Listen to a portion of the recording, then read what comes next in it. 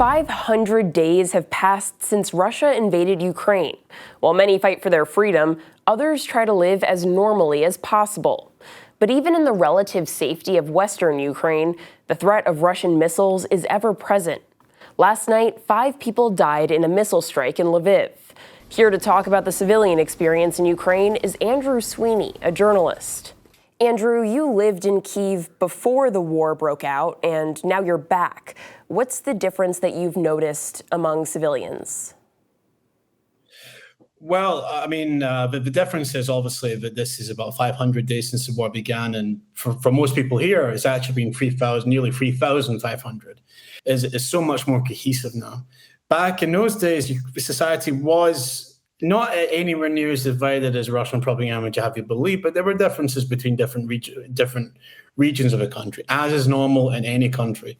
But now, because of a shared experience of this conflict, which is touched everywhere along the front line, to as we saw last night in Lviv, in the far west of the country, everyone is affected by it. Everyone, different classes, social groups, ethnic minorities, everyone is affected. So the cohesiveness of society is something that's remarkable now.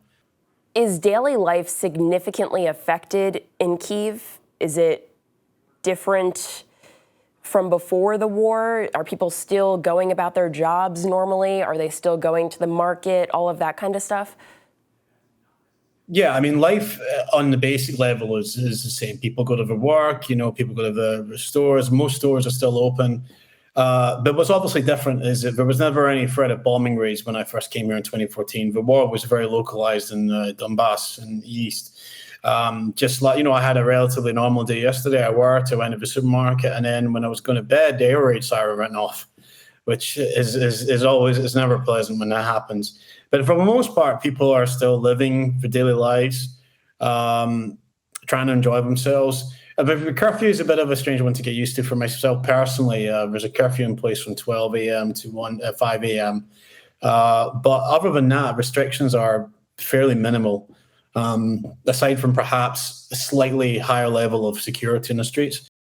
Yeah, another reporter and I were in Lviv last year, and while air raid sirens went off almost every night, there was this sense that people didn't actually expect anything bad to happen. But now something very terrible has happened in a civilian city. Does that make you nervous that something will happen in Kyiv or in other cities? I mean, it's going to happen. I think that's the point that needs to be made. It's not if it's going to happen, it's when. Ukrainian society is united in a way I've never seen before. Towards achieving victory against what is ultimately a war of imperialist aggression.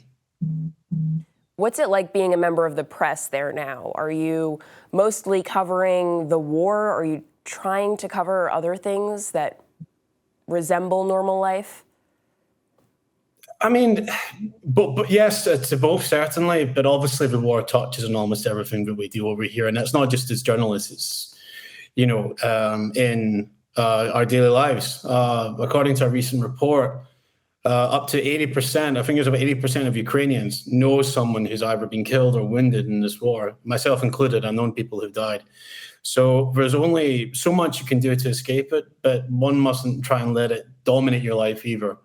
So, of course, we always report on the latest conflict, the latest war news as journalists, but it's always good to be able to find stories of hope and human endurance and that too. And the fact that places like Kiev still have a functioning, very dynamic society with a great cultural scene, great restaurants. People are going out and trying to have the best time as they can.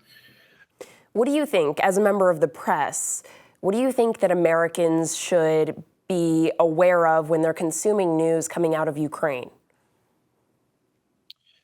Well, first of all, this is your fight. This is all our fight. And if we can win in Ukraine, then we stop Russia and we stop another war like this happening again, because it would. I mean, if Ukraine won in Ukraine, if Russia won in Ukraine, the next would be the Baltic states, it would be Poland, and it would continue on and on. And if we just give in to Russian terror now, then what happens with Taiwan? China would be very emboldened to try something there too. We have to win this war to make sure that we stop any sort of appeasement that will work again. Is there anything that you think is misunderstood by the rest of the world about civilian life in Ukraine, about the war, about anything?